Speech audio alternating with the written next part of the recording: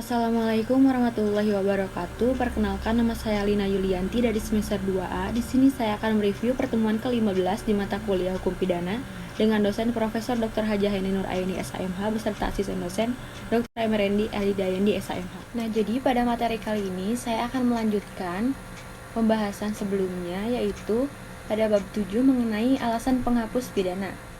Jadi, alasan penghapus pidana itu alasan yang memungkinkan seseorang yang melakukan perbuatan yang memenuhi rumusan delik atau tindak pidana tetapi tidak dapat dipidana.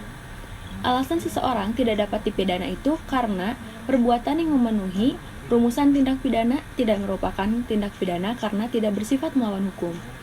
Perbuatan tersebut tidak dapat dikualifikasikan tindak pidana. Sebagai pelaku tidak dapat dimintai pertanggungjawaban karena tidak ada kesalahan. Atas dasar itu, doktrin atau ilmu hukum membedakan atas alasan pembenar dan alasan pemaaf. Lalu alasan pembenar yaitu alasan yang meniadakan sifat melawan hukum dari perbuatan sehingga menjadi perbuatan yang dibenarkan. Nah, jadi alasan pembenar ini terbagi menjadi 3, yaitu alasan pembenar umum, alasan pembenar khusus, dan alasan pembenar di luar undang-undang. Lalu ada alasan pemaaf, yaitu alasan yang meniadakan kesalahan pelaku tindak pidana sehingga pelaku yang melakukan perbuatan yang bersifat melawan hukum tidak dipidana karena tidak ada kesalahan. Nah, jadi alasan pemaaf itu terdiri dari, yang pertama ada alasan pemaaf umum juga, lalu ada alasan pemaaf khusus, dan ada alasan pemaaf di luar undang-undang. Lalu di sini ada daya paksa, diatur dalam pasal 48 KUHP, tetapi tidak memberikan pengertian. Karena itu harus dicari yang menjelaskan bahwa daya paksa adalah setiap kekuatan, setiap paksaan, setiap tekanan yang tidak dapat ditahan. Nah, lalu dalam doktrin daya paksa dibedakan ke dalam 2 bagian. Yang pertama itu dalam daya paksa absolut dan daya paksa relatif. Lalu daya paksa itu dibagi menjadi 3 bentuk.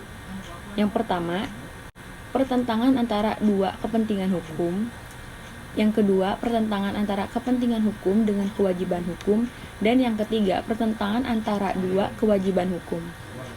Nah, lalu ada bela paksa, diatur dalam pasal 49 ayat 1 KUHP yang disebut dengan alasan penghapus atau peniadaan pidana. Syarat-syaratnya, yang pertama itu perbuatan harus terpaksa dilakukan untuk pembelaan yang sangat perlu karena tidak ada jalan lain. Lalu yang kedua, perbuatan tersebut dilakukan karena ada serangan yang mendadak dan seketika itu juga. Lalu yang ketiga, pembelaan itu hanya dilakukan untuk kepentingan hukum yang ditentukan secara limitatif. Nah, lalu bela paksa melampaui batas diatur dalam pasal 49 ayat 2. Lalu melaksanakan ketentuan undang-undang. Syarat melaksanakan perintah undang-undang itu, yang pertama harus ada perbuatan melaksanakan undang-undang. Lalu yang kedua itu perbuatan tidak terbatas pada perintah undang-undang saja. Dan yang ketiga itu perbuatan harus patut, wajar, dan masuk akal. Nah, lalu ada melaksanakan perintah jabatan. Jadi perintah jabatan dianggap sah itu apabila ada hubungan jabatan yang memerintah dengan yang diperintah. Lalu kewenangan yang memberi perintah harus sesuai dengan jabatan yang bersifat hukum publik. Dan perintah jabatan yang diberikan harus termasuk dalam lingkungan kewenangan jabatannya. Lalu alasan penghapus di luar undang-undang terdiri dari, yang pertama itu diatur dalam jurisprudensi, dan yang kedua dengan menggunakan alasan pembenar.